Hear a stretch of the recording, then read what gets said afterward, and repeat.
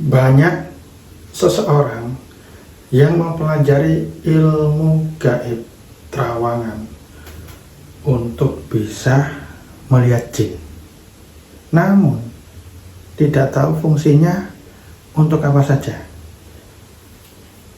Dia menganggapnya ilmunya hanya digunakan melihat jin doang, dan dia anggap itu hanya pertunjukan biasa. Anda keliru.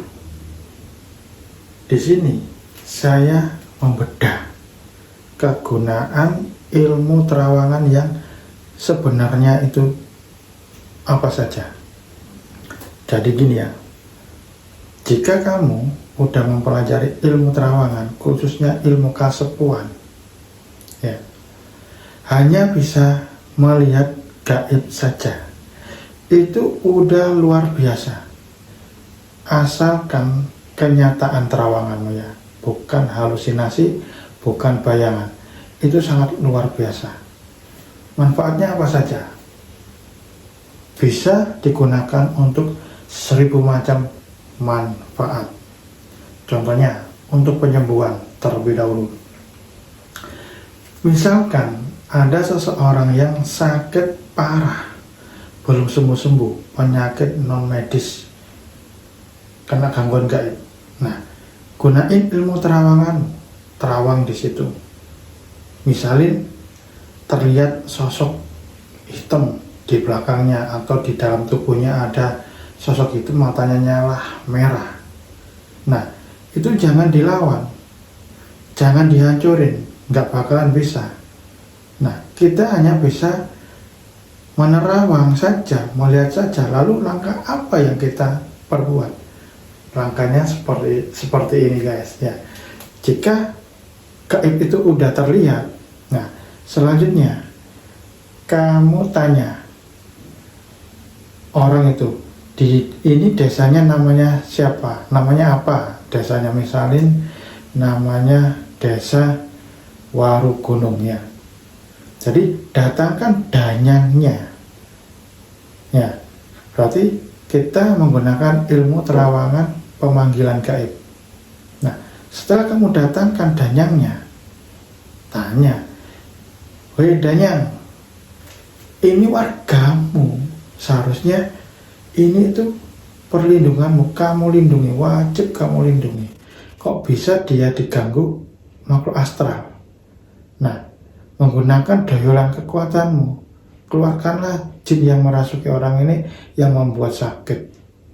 Nah, jadi jin yang membuat sakit yang ada di tubuh orang itu, danyang setempat masuk melawan perang.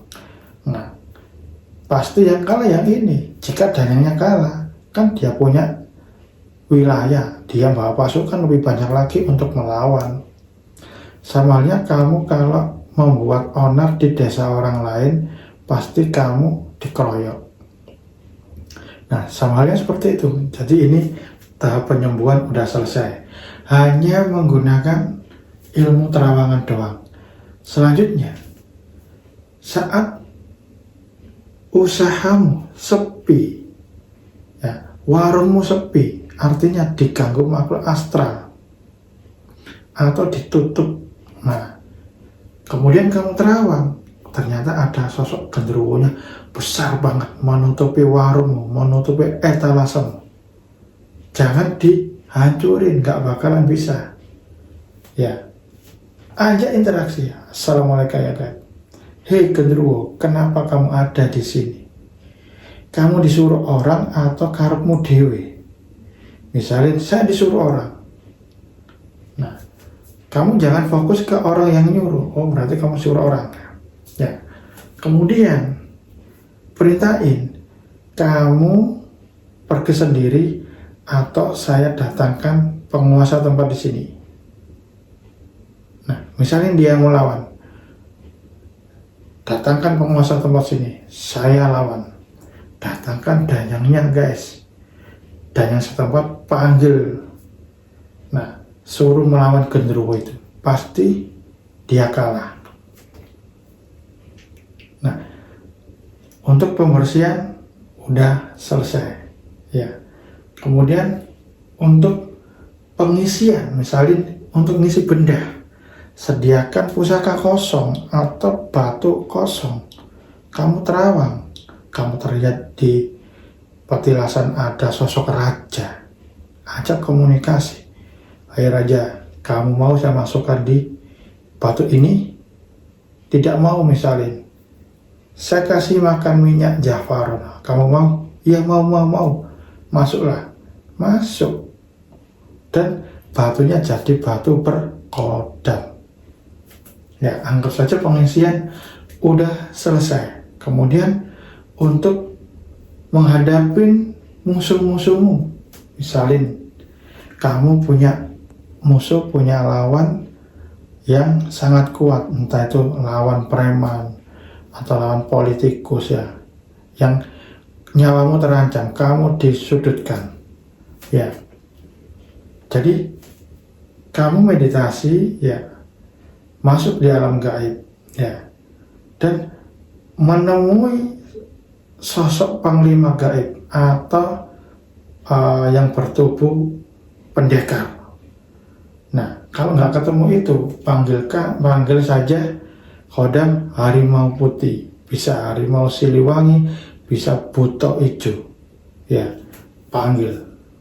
Nah, setelah datang, baca, dampingi saya untuk menghadapi lawan-lawan saya, kalahkan lawan saya. Nah, udah, jika kamu berjalan pulang, nggak bakal ganggu. Misalnya ada lawanmu yang mau membunuhmu, lawanmu itu, lihat kamu dia ketakutan, nggak jadi, karena ada energi gaib yang kuat tadi yang mendampingimu.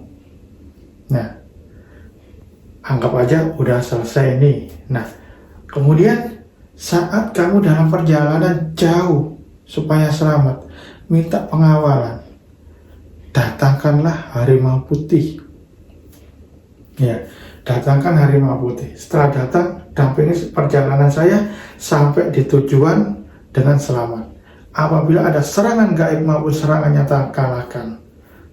Kemudian berjalan saja, pasti jalanmu lebih cepat sampai dan tubuhmu ringan, tidak pernah capek sama sekali, meskipun jaraknya itu sangat jauh.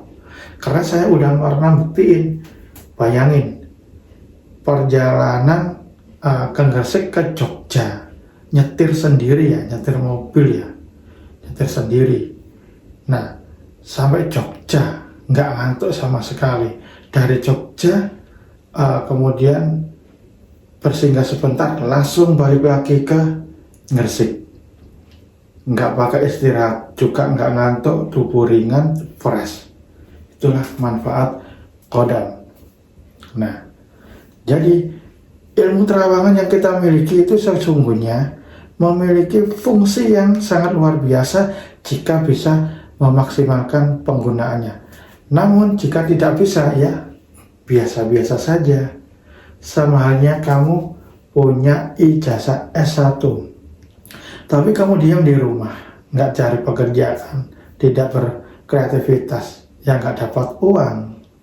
Beda lagi kalau ada orang yang tamatan ijazah SMK, tapi dia ulet mencari pekerjaan terus, berkreasi terus, pasti dia dapat uang. Samanya seperti itu.